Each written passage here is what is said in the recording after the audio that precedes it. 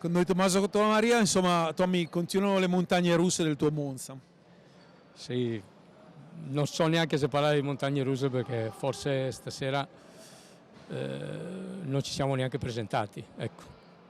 Come si può passare da una prestazione qui con il Trissino, perché alla fine questo palazzetto era la comfort zone di questa squadra e invece questa sera no?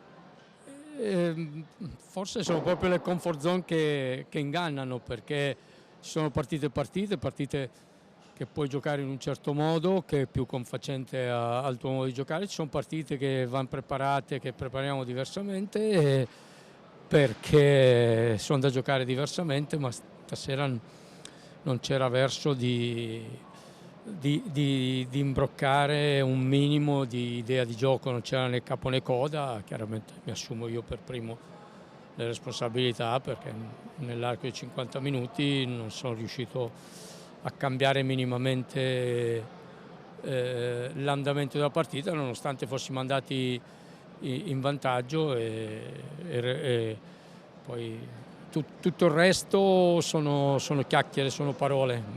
Siamo andati in vantaggio ma non eravamo presenti in pista e non possiamo neanche provare neanche minimamente a recriminare sulle parate, sulle non parate, perché non l'abbiamo giocata. Direi che hai detto tutto. Sì, sì.